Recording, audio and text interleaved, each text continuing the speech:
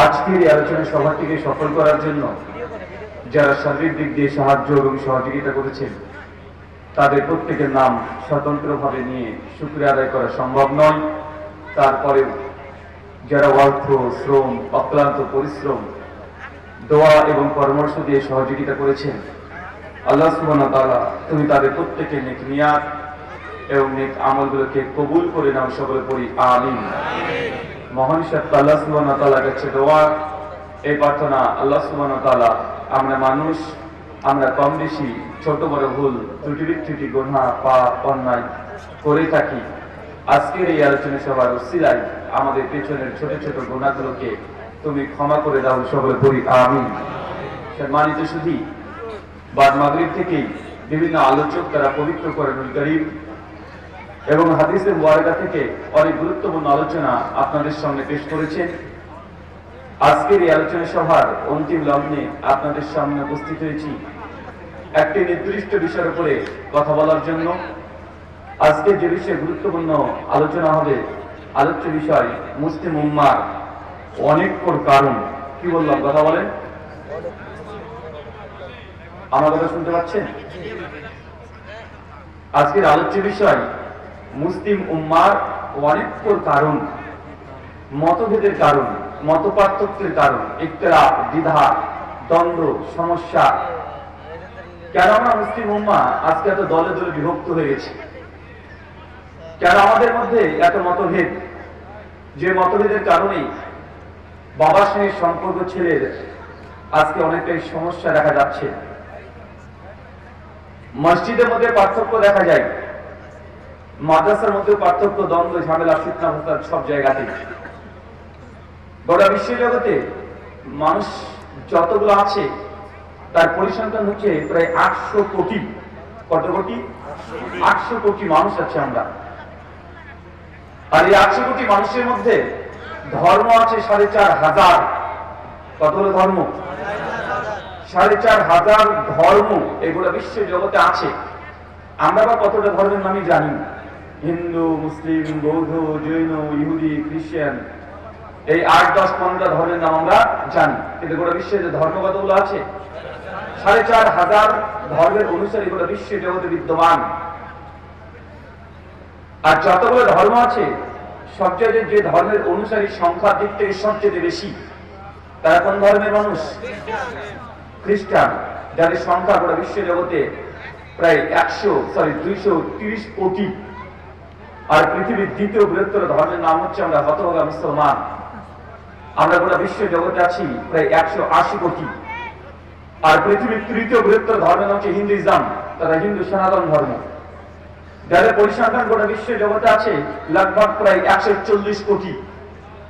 তার মানে আমরা ওয়ার্ল্ড ভিউ যা বুঝলাম যে গোটা বিশ্ব জগতে প্রায় 800 কোটি মানুষ আছে, 4500 ধর্ম আছে, আর আমরা মুসলমান আছি প্রায় 180 কোটি। তারপরেও দেখবেন গোটা বিশ্ব জগতে মুসলমানের সংখ্যা এত হওয়ার পরেও যারা শুধুমাত্র ধর্মের কারণে মার খায়, ধর্মের কারণেই যারা শুধুমাত্র মার খায়, পৃথিবীর অন্য কোনো ধর্মের মানুষ নয়, সেটা আমরা হতভাগা মুসলমান গাই। গোটা বিশ্বের শত্রু যারা আছে, গোটা বিশ্বের সবাই তোমার টার্গেট একটাই, মুসলমান। একদম আপনি পৃথিবীর যে রাষ্ট্র দেখবেন মুসলমানের বন্ধু খুঁজে পাওয়া আজকে খুব মুশকিল আছে। মুসলমানের বন্ধু রাষ্ট্র কিছু দেখেছেন আজ পর্যন্ত? না। সুযোগ পেলে সকলেই একটা হাত, একটা আঙ্গুল আমাদের দিকে দিয়েই দেয়। কিন্তু আমরা সংখ্যা আছে 180 কোটি। এই রিসেন্টলি কিছুদিন আগেকার ঘটনা, 2016, 17, 18 কথা মনে করলে বুঝতে পারেন আপনারা, বাংলাদেশে আপনারা জানেন যে বার্মাতে রোহিঙ্গা মুসলিমদের উপরে নির্যাতন, তারা দেশ থেকে ত্যাগ করে দিয়ে তারা বাংলাদেশে এসে আশ্রয় নিয়েছে। অথচ বার্মাতে যারা মুসলিমদের উপরে নির্যাতন করেছিল তাদের ধর্মটা কি? বৌদ্ধ। গোটা বিশ্ব জগতে 8 কোটি বেশি তারা নেই। অথচ যাদেরকে মারছে, যারা মার খাচ্ছে, তাদের সংখ্যা 180 কোটি। মারছে কারা? মাত্র 8 কোটি। চিন্তা করতে পারছেন? গত 2 বছর ধরে ফিলিস্তিনে মুসলিমদের উপরে নির্যাতন চলছে। মুসলিমদের প্রতিদিন তারা গরু জবাই করে দিচ্ছে, তারা ইহুদিরা। অথচ সেই ইহুদিরা গোটা বিশ্ব জগতে তারা কত কোটি আছে জানেন? মাত্র 1.5 কোটি। কত কোটি? 1.5 কোটি। মানে আপনাদের ঢাকা উত্তর সিটি কর্পোরেশন, দক্ষিণ সিটি কর্পোরেশন, এই ঢাকা কেন্দ্রিক যে জায়গাটা আছে এর চাইতে মুসলমান বেশি আছে, অথচ গোটা বিশ্ব জগতে মুসলিমদেরকে নির্যাতন করছে ইহুদিরা, যাদের সংখ্যা মাত্র 1.5 কোটি। তারপরেও মুসলমানদের নির্যাতন চলছে, চলছে না? চলছে। আমরা 180 কোটি মুসলমান, আমরা কি করছি? আমি তো বলি যে আমরা মুসলমান সংখ্যা 180 কোটি হলেও আমরা নিজেরা নিজেদের মধ্যে যতগুলো মত পার্থক্য করি, যতগুলো মতভেদ করি, যে আমাদের মুসলিমদের মতো সংখ্যালঘু মানুষ এই বিশ্ব জগতে পাওয়া যায় না। একজন মুসলমান যদি মার খায় আর একজন মুসলমানের হাত তালি দেয়, আছে না নাই? একজন মুসলিমকে যদি হত্যা করে দেওয়া হয় আর 5 জন মুসলমান হাত তালি দিয়ে বলে যে ঠিক হয়েছে, কারণ সে আমাদের দলের নয়, আমাদের সংগঠনের নয়, আমাদের মাযহাবের নয়, এই জন্য মানুষ খুশি হয়ে যায়। কারা? মুসলমান। এই জাতি মার খাওয়ানো তো কে খাবে? মুসলমান জাতি মার খাওয়ার কারণ হচ্ছে মুসলমানরা নিজেরাই তারা এমন পরিস্থিতি তৈরি করে রেখেছে যাদের মসজিদের মধ্যে মুসলমান আরেকজন মুসলিমের পক্ষ থেকে নিরাপত্তা পায় না। মসজিদে মারামারি হয় কি হয় না? আরে মসজিদে মারামারি হয়। এতগুলো মতভেদ কেন হয় মুসলমানের মধ্যে? আরে আমাদের কোরআন মজিদ একটাই, আরে আমাদের সবার সর্বশেষ নবী মুহাম্মদ রাসূলুল্লাহ সাল্লাল্লাহু আলাইহি ওয়াসাল্লাম সবার সর্বশেষ নবী, আমাদের কামাও একটা, আমাদের সবকিছু এক, আমাদের রব আল্লাহ তিনিও এক। কিন্তু দেখেন মুসলিমদের মধ্যে কতগুলো দল আছে, আর হিন্দুদের মধ্যে যে দল হয় এটা মেনে নেওয়া যায়। কেন? কারণ তাদের 33 কোটি দেবতা, এক একজন এক একটা দেবতাকে মনে করবে বড়, এদের হচ্ছে শ্রেষ্ঠ, তাদের মধ্যে দল হতে পারে। খ্রিস্টানদের মধ্যে দল হতে স্বাভাবিক, কারণ তারা 3 ঈশ্বরে বিশ্বাস করে, কে পিতাকে ঈশ্বর বলে, কে পুত্রকে, কে পবিত্র আত্মাকে, তাদের মধ্যে দল হতে পারে। কিন্তু মুসলমান আর সবাই এক আল্লাহকে বিশ্বাস করি, একটাই কোরআনকে বিশ্বাস করি, একটাই সর্বশেষ নবী, একটাই কাবা। তারপরে আমাদের মধ্যে দল কেন? প্রশ্ন আছে না নাই? কেন মতভেদ হচ্ছে? কেন বাবার সঙ্গে সম্পর্ক ছেড়ে নষ্ট হয়ে যাচ্ছে? কেন এই সমাজে এমন ফতোয়া পাওয়া যায় যে সঙ্গে বিয়ে দেওয়া হারাম, ওর মেয়ের সঙ্গে বিয়ে দেওয়া হারাম, এর সঙ্গে সালাম দেওয়া হারাম, এর নামাজ, এর পেছনে নামাজ পড়া হারাম? ভাই ফতোয়া আছে না নাই? আরে ফতোয়া মার্কেটে অনেকগুলোই আছে। আমরা মুসলিম উম্মাহ গোটা বিশ্বে জগতে 180 কোটি, তারপর আমরা নির্যাতিত হয়। চলেন আমি আলোচ্য বিষয় রেখেছি মুসলিম উম্মার অনৈক্যর কারণ। অনেক আলোচনা করে যে মুসলিম উম্মার ঐক্যের পথ এবং পন্থা। আমি মনে করি যে ঐক্যের পথ পন্থা নিয়ে আলোচনা করলে এই আলোচনাটা কমপ্লিট হয় না, বরং আমাদের দেখতে হবে যেমন অনৈক্য কেন হচ্ছে, কেন দল তৈরি হচ্ছে, কেন মতভেদ তৈরি হচ্ছে। এটা যতক্ষণ বের করতে না পারবেন তখন সমাধান পাওয়া মুশকিল। একটা ডাক্তারের কাছে গিয়েছেন, আপনি অসুস্থ রোগী, ডাক্তার যদি রোগ ধরতে না পারে যে আপনার কি হয়েছে, ও যদি মেডিকেলের সমস্ত ঔষধ মেডিসিন যদি আপনাকে খাইয়ে দেয়, আপনার রোগ ভালো হবে? কিন্তু ডাক্তার যদি আপনার রোগ ধরে ফেলে যে তো গ্যাস্ট্রিকের প্রবলেম, আর একটা না পা ট্যাবলেট দিলে আপনি সুস্থ হয়ে যাবেন, সেটা ডাক্তার যদি রোগ ধরতে না পারে, আপনি পৃথিবীর যে দেশে চলে যান, আপনি সুস্থ হওয়াটা খুব কঠিন কাজ। তার জন্য আমাদের আলোচ্য বিষয় এটা যে অনৈক্যর কারণ কি, কেন আমাদের দল হয়ে যাচ্ছে। আরে আল্লাহ নবীর জামানায় তো মুসলমানদের এত দল ছিল না, তার মানে এক সঙ্গে ছিলাম, দল তো হয়েছে পরে। তার মানে আমাদেরকে বের করতে হবে দল হওয়ার কারণ কি। যদি বের করতে পারি তাহলে আমাদের খুব সহজে মুসলিম উম্মাহ আবারও একটা জায়গায় আসতে পারি, নচেত সম্ভব নয়। চলেন আল্লাহ সুবহানাহু ওয়া তাআলা বলছেন কোরআনুল কারীম সূরা যারিয়াত সূরা জুমার সূরা নম্বর 39 আয়াত নম্বর 18। আল্লাহ বলছেন আল্লাযীনা ইয়াসতামিউনাল কওল ফায়াত্তাবিউনা হাসানা উলাইকা আল্লাযীনা হাদাহুমুল্লাহ উলাইকা হুম উলুল আলবাব। বাংলা ভাব অনুবাদ, আল্লাহ বলছেন আল্লাযীনা ইয়াসতামিউনাল কওল, যারা মনোযোগ দিয়ে কথা শুনে। চাচা বলেন তো আল্লাহ কি বলছে? আল্লাহ কি বলছেন? যে মনোযোগ দিয়ে কথা শুনতে, কিন্তু আপনি না শুনে যদি দূরে বসে থাকেন যে না ওদের আলোচনা শোনা যাবে না, ওরা মাযহাব মানে না, ওরা ইমাম মানে না, ওরা পীর সাহেব মানে না, ওরা চাহারা ইসলাম মাঝারি গায়েব কালি, দূরে যদি বসে থাকেন তাহলে আপনি হেদায়েত পেতে পারেন। কথা বলেন। আরে আল্লাহ বলছেন আল্লাযীনা ইয়াসতামিউনাল কওল, যারা মনোযোগ দিয়ে কথা শোনে। হেদায়েত যদি পেতে চান, সত্য মিথ্যা যদি বিচার করতে চান, তাহলে আপনাকে কথা দুই পক্ষে শুনতে হবে। আপনি ধরেন জাজ, আপনি একজন বিচারক, গ্রামে কোনো দ্বন্দ্ব লেগে গেছে, এক পক্ষ এসে আপনাকে সমস্ত কিছু বলেছে যে আমার মেয়েকে নির্যাতন করে, আমার মেয়েকে খেতে দেয় না, আমার মেয়েকে পেটায়। আপনি যদি এক পক্ষ রায় শুনে যদি সমাধান দিয়ে দেন, ভাই সমাধান কি ঠিক হবে? আপনি কি ন্যায় বিচার করতে পেরেছেন? না। যদি কখনো মতভেদ হয়ে যায়, সমস্যা যদি দেখা যায়, তাহলে দুই পক্ষের কথাই শোনা লাগবে। এটা আপনি এক পক্ষের কথা শুনবেন আর এক পক্ষের কথা শুনবেন না। নিজেকে যদি মনে করেন যে আপনি হকের উপরে আছেন, পশ্চিম কালেও এটা হক না। আল্লাহ বলছেন আল্লাযীনা ইয়াস্তামিউনাল কওল, যারা মনে যোগ দিয়ে কথা শুনি, কথা শুনতে হবে। যতদিন চোখ খোলা আছে ততদিন সুযোগ কে হক কে বাতিল এটা নির্ণয় করা। আপনি যতই বলেন যে আপনি অত সেটা বুঝেন না, তা নয়। আপনি বুঝেন না, আপনি বললে হবে না। আল্লাহ সুবহানাহু ওয়া তাআলা আপনাকে ব্রেন দিয়ে পৃথিবীতে পাঠিয়েছে। আপনি 50-60 বছর ব্যবসা করে, বিজনেস করে, বাড়ি করেছেন, ঘর করেছেন, সংসার করছেন, 4-5টা ছেলে মেয়ে হয়ে গেছে, দুনিয়ার সব কিছু বুঝেন। কিন্তু আপনাকে যখন কোরআন সুন্নাহর কথা বলা হয়, আপনি তখন বলেন না এগুলো আমাদের কাজ না, হুজুরের কাজ। আরে কোরআন মাজিদ এসেছে শুধু হুজুরের জন্য না, হুদাল লিন্নাস, সমগ্র মানুষ জাতির জন্য। একজন হিন্দু যদি কোরআন পড়ে বুঝতে পারবে কি পারবে না? আপনি মুসলমানের বাচ্চা, আপনি কোরআন বুঝবেন না? আরে কোরআন তো পাঠিয়েছে আল্লাহ সুবহানাহু ওয়া তাআলা মক্কা দেশে সময়, তাদের উপর অবতীর্ণ হয়েছে। আরে যারা আল্লাহর নবীর জামানাতে যারা ছিল তারা অত হাই এডুকেটেড শিক্ষিত তারা ছিল না। ওমর বিন খাত্তাব, ওসমান বিন আফফান, লাখ লাখ সাহাবী, তারা তো কোরআন মাজিদ প্রথম দিন পড়ে তারা শুনে তারা ঈমানের পেয়ালা পান করেছে। তারা যদি বুঝতে পারেন, আপনি পারবেন না? আপনি কি মনে করছেন আল্লাহ কোরআন মাজিদকে কঠিন করে পাঠিয়েছে? আরে আল্লাহ সুবহানাহু ওয়া তাআলা জানেন বান্দা কোন ভাষা বুঝবে, আল্লাহ সেই সহজ ভাষাটা অবতীর্ণ করেছে।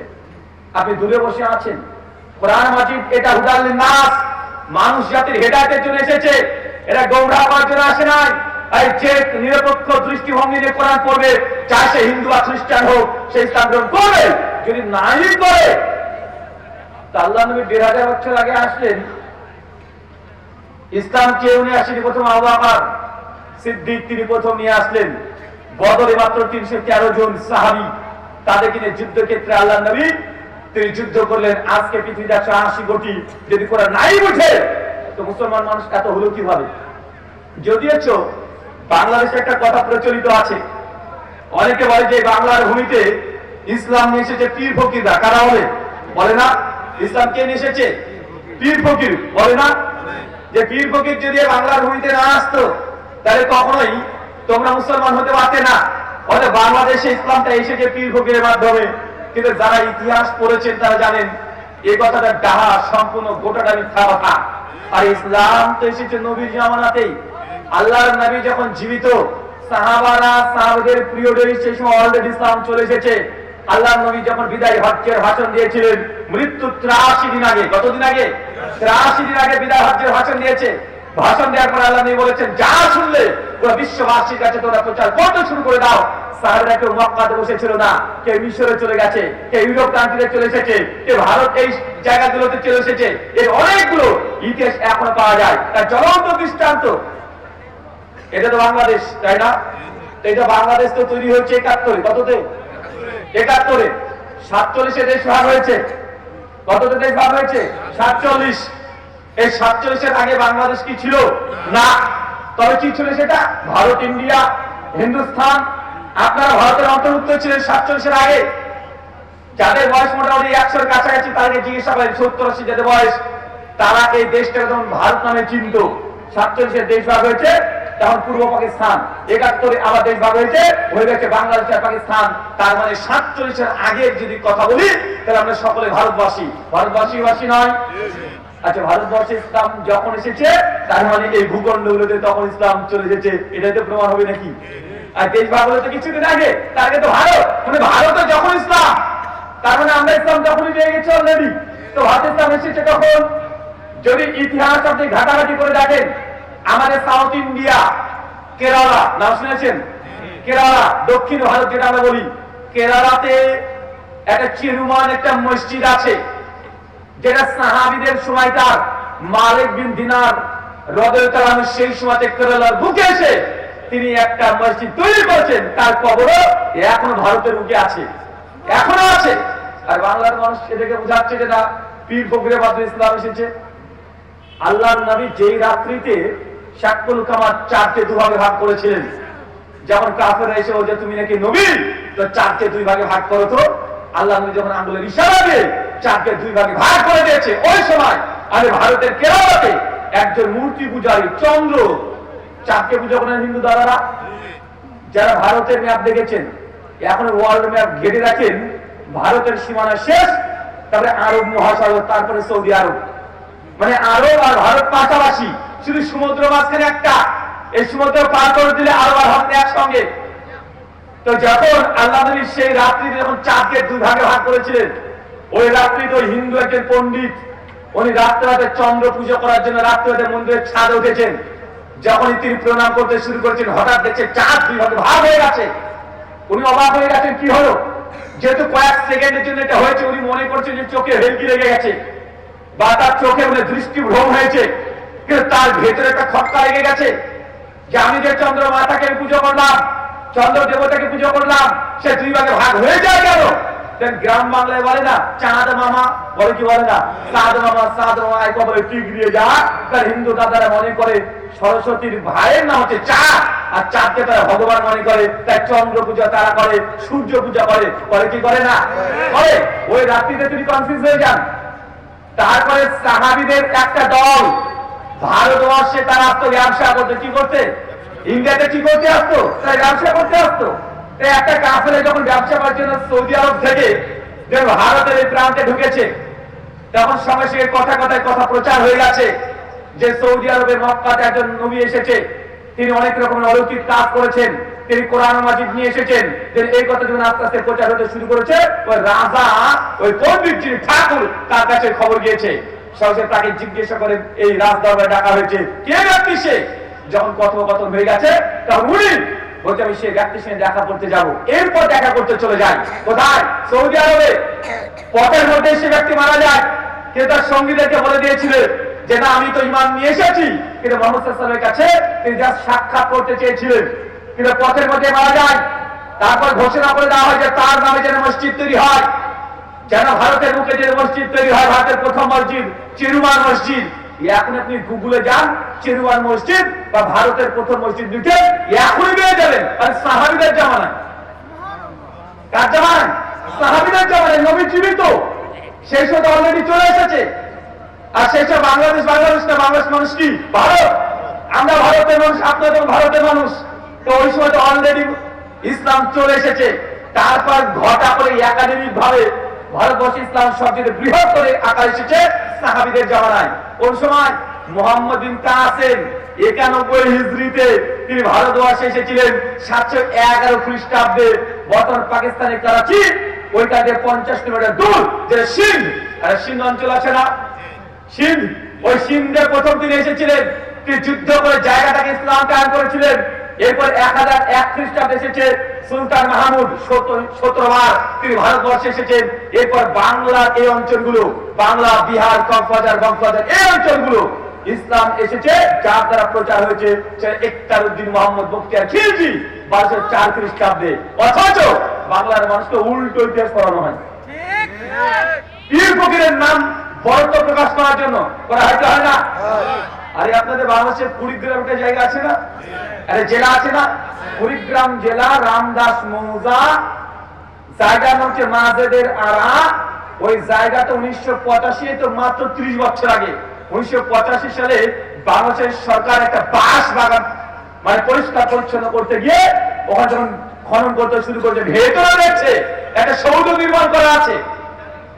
যেমন ভালোভাবে ঘেটে দেখছে, আর ওটা আসলে মসজিদ। একটা মিম্বরের পাশে লেখা আছে লা ইলাহা ইল্লাল্লাহ, আর নিচে লেখা আছে 69 হিজরি। তার মানে কি বুঝলেন? তার মানে কি বুঝেছেন? আর 69 হিজরিতে কুড়িগ্রামের মতো জায়গাতে অলরেডি ইসলাম চলে এসেছে। কারা নিয়ে এসেছে? সাহাবীরা।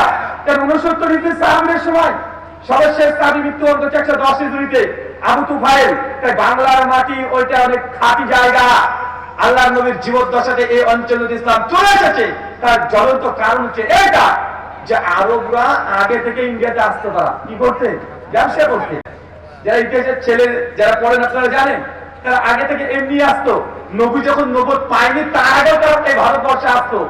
এই জন্য আল্লাহর নবী সহিহ বুখারী খুলে রাখেন, 4713, 15, 18 তিনটা হাদিস। আল্লাহ নবীর কাছে সারিস হচ্ছে, ইয়া রাসূলুল্লাহ আমার পায়ে প্রচন্ড ব্যথা পেয়েছে, একটু পরামর্শ দেন। নবী তখন বলছেন হিন্দ, ভারতের চন্দন কাঠ ব্যবহার করো। এর মধ্যে 8টা বা 7টা রোগের প্রতিষেধক আছে। আল্লাহ নবী হিন্দের কথা বলছেন যে ভারতের হিন্দে তুমি চন্দন কাঠ ব্যবহার করো, এর মধ্যে প্রতিষেধক আছে। কারণ আগে থেকে আল্লাহ নবী ভারত কেন্দ্রিক সমস্ত কিছু তার কাছে জ্ঞান ছিল, তিনি জানতেন, এই জন্য তিনি বলেছেন। আপনাকে এই কথা ক্লিয়ার করার উদ্দেশ্য এটা, যারা এই মিথ্যা প্রচার করে যে এই বাংলার ভূমিতে ভারতবর্ষে ইসলাম শিখে পীর ফকির, এর সম্পূর্ণ ইতিহাসকে মিথ্যা প্রমাণ করা। আরে আল বিদায়া নিয়ে উঠিয়ে দেখেন ইসলামের হিস্ট্রি গ্রন্থ, যে মোহাম্মদ বিন কাসেম ভারতবর্ষে এসেছে 800 বছর মুসলমান ক্ষমতায় ছিল। কত বছর? আরে 800 বছর। তোমার পীর সাহেবরা অনেক পরে এসেছে, অনেক পরে। আরে 800 বছর শাসন তারাই করেছে। আরে মুঘল সাম্রাজ্য থেকে শুরু করে বাবর, শাহজাহান, আকবর, এরা তো আছেই। তারাই দিল্লি সালতানাত হয়েছে। সেই সময় মোহাম্মদ ঘড়ি, কুতুবউদ্দিন আইবা নামগুলো শোনেন নাই? আর কত সালে এরা? সব 1100 খ্রিস্টাব্দের দিকে, 1000 খ্রিস্টাব্দের দিকে। তোমার পীর তো অনেক পরে এসেছে। আল্লাহ সুবহানাহু ওয়া তাআলা আপনাকে বোঝার তৌফিক দান করুক। আমিন। সম্মানিত সুধী, আমি যদি ইন্ডিয়ান মানুষ, ইন্ডিয়ান হিস্ট্রি ভালো জানি। আমি কোথাকার মানুষ? ইন্ডিয়ান মানুষ। তো আমার হিস্ট্রি, আমার ইতিহাস আমি কি আপনার চাইতে একটু বেশি বুঝবো না? আরে আমি তারপরে আবার হিস্ট্রিতে অনার্স, আমার এমএ করা আছে হিস্ট্রিতে। আমি যখন প্রথম শুনতে হচ্ছে কি রে ভাই, কাকে কি বলে এগুলো, কোথা থেকে কি তুলে নিয়ে চলে আসে। যাই হোক, আল্লাহ সুবহানাহু ওয়া তাআলা বলছেন আল্লাযীনা ইয়াসতামিউনাল কওল, যারা মনোযোগ দিয়ে কথা শুনতে হবে। যতক্ষণ দুই পক্ষের কথা না শুনবেন ততক্ষণ কে সত্য কে মিথ্যা এটা বিশ্লেষণ করতে পারবেন না। শুধু শুনলেই হবে না। আজকে আমার পূর্বে অনেক আলোচনা করেছে, আমি আলোচনা করবো ঘন্টা ব্যাপী, কিন্তু আমার আলোচনা শুনলে সব কথা মানা যাবে না। আমি যে কথা একটু আগে বললাম এই কথা আপনি মানতে পারবেন না ততক্ষণ যতক্ষণ আপনি নিজে তদন্ত করছেন, ততক্ষণ গবেষণা করেন আমার কথা এটা কি আসলে প্রমাণিক কোনো প্রমাণ আছে।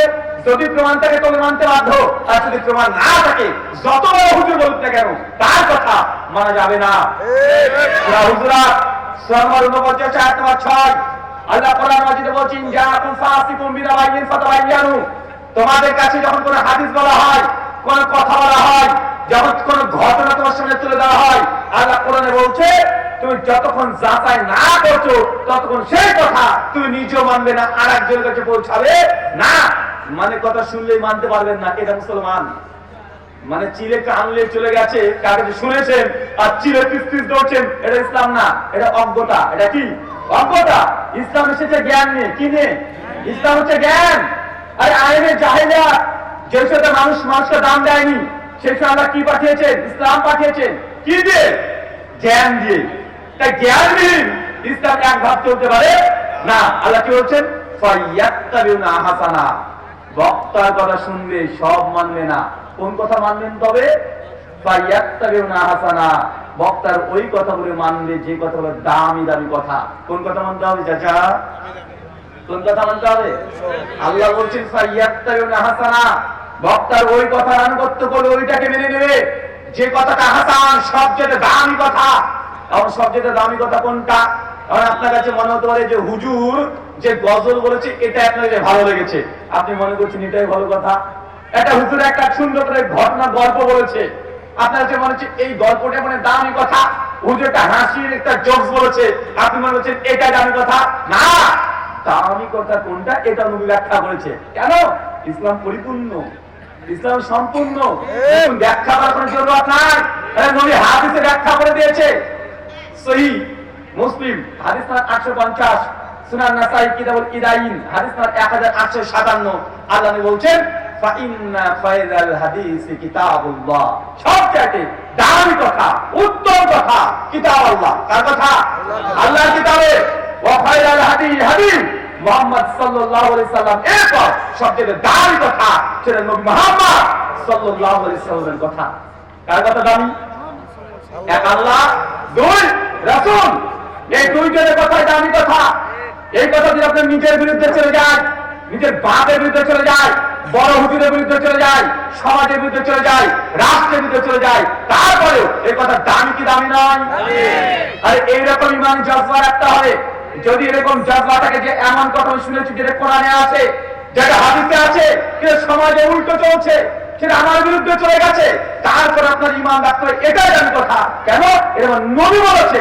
সুনান তিরমিজি হাদিস নাম্বার 2786, আল্লাহর নবী বলছেন একদিন এক জায়গাতে বসে আছেন, একজন সাহাবী এসে বলছে, আল্লাহ নবী, আমার ভাইয়ের পেটে ডায়রিয়া হয়েছে। কি হয়েছে? ডায়রিয়া হয়েছে। একটু নসিহত করেন, কি করবো? সাহাবীরা যা হতো সব নবীর কাছে এসে বলতেন, যা হতো। আল্লাহ নবী বলছেন, যদি তোমাদের জুতোর ফিতাও হারিয়ে যায় তবু আল্লাহর কাছে যাও। কার কাছে? আগে খুঁজে বেরিয়ে না, আগে আল্লাহকে, আল্লাহ আমার জুতোটা ফিতে হারিয়ে গেছে, আল্লাহ তুমি এটা সুব্যবস্থা করে দাও। ইন্না লিল্লাহি এই দোয়াটা পড়েন, তারপরে খুঁজতে যান। এটা হচ্ছে মুমিন। তো আল্লাহ নবীর সাহাবী এসে, আল্লাহ নবী, আমার ভাইয়ের থেকে ডায়রিয়া হয়েছে, কি করবো বলেন এখন? নবী তখন বলছে, যাও তোমার ভাইকে মধু খাও। সাহাবী নবীর কথা শুনে ভাইকে আচ্ছা করে মধু খাইয়েছে। পরের দিন নবী, আল্লাহ নবী, মধু খেতে বেড়ে গেছে, ডায়রিয়াটা আরো বেড়ে গেছে। নবী বলছে, যাও আরো মধু খাও। পরের দিন আবার মধু খাইয়েছে। এসে হচ্ছে, ইয়া রাসূলুল্লাহ, আরে ও মধু খেয়ে তো হাত পা ছেড়ে দিয়েছে, আর চলতে পারে না, মারাত্মক কঠিন অবস্থা হয়ে গেছে। আল্লাহ নবীর সঙ্গে সঙ্গে, শোনো, তোমার ভাইয়ের পেট মিথ্যা কথা বলছে, আল্লাহর কোরআন নয়। আল্লাহ কোরআন বলতেছে, না 69 নম্বর আয়াত, যে মধুতে শেফা আছে, মধুতে প্রতিষেধক আছে, মধু হচ্ছে এক ধরনের মেডিসিন। যাও তোমার ভাইকে আবার মধু খাও। সাহাবী কোনো কথা না শুনে আবার গিয়ে ভাইকে মধু খাওয়াইছে। পরের দিন এসে বলছে, ইয়া রাসূলুল্লাহ, ভাইয়ের পেট ভালো হয়ে গেছে। চাচা, বুঝলেন কি আপনি এখান থেকে, হাদিস থেকে, যে একজন দেখছে যে মধুকে তার পেট আর খারাপ হয়ে যাচ্ছে, তার নিজের পেটের বিরুদ্ধে চলে যাচ্ছে, সে দেখতে পাচ্ছে, কিন্তু নবী বলছে মধু খাও, মধু খেলে ভালো হয়ে যাবে। যত মধু খাই তত খারাপ হয়ে যায়, নিজের বিরুদ্ধে চলে যাচ্ছে। তারপরেও নবীর আদেশকে যখন মেনে নিয়েছে, তারপর সে সুস্থ হয়ে গেছে। এটার নাম হচ্ছে ঈমান। কিন্তু আপনার কি একটু যদি 19-20 হয়ে যায়, আপনি তো উল্টো দিকে চলে যান। এটা হাদিস টাদিস মানা যাবে না। অনেক মানুষ এসে বলে, কি বলে না কথা বলে, অনেক মানুষ বলে আল্লাহ হচ্ছে সবচেয়ে দামি কথা মানতে হবে। ওই দামি কথা যে নিজের বিরুদ্ধে যায়, তারপরেও আপনি দামি মানতে হবে। সুনান তিরমিজি হাদিস নাম্বার 2629, আল্লাহ নবী বলছেন, কেউ যদি জেনে বুঝে 1 টাকা সুদ খায়, মায়ের সঙ্গে জেনা করে যে পাপ, আপনি একা এসে পাপ করছেন। চাচা, দামি কথা খুব কঠিন। 1 টাকা সুদ খেলে মায়ের সঙ্গে জেনা করা মানে মায়ের সঙ্গে বিছানায় গিয়ে নষ্টামি করা। নাউজুবিল্লাহ, মুসলমানের বাচ্চা চিন্তাই করতে পারে না। কিন্তু নবী বলেছে 1 টাকা সুদ খাওয়া মানে মায়ের সঙ্গে জেনা করা। আপনাকে মানতে হবে, এটাই দামি কথা, এটা উত্তম কথা। সুনান আবি দাউদ হাদিস নাম্বার 4183, আল্লাহ নবী বলেছেন, কোন নারী যদি, কোন মহিলা যদি বাইরে বের হয়েছে সুগন্ধি দেখে, আর তার সুগন্ধিতে অন্য কোন পুরুষের যদি নাক পর্যন্ত পৌঁছে যায়, এই নারী হচ্ছে জেনাকারিনী, বাংলা ভাষায় বেশ্যা। জানের কথা আপনার যে খারাপ লাগতে পারে, যেহেতু আমার নবীর কথা বলেছে, এটাই দামি কথা, এটা ঈমান।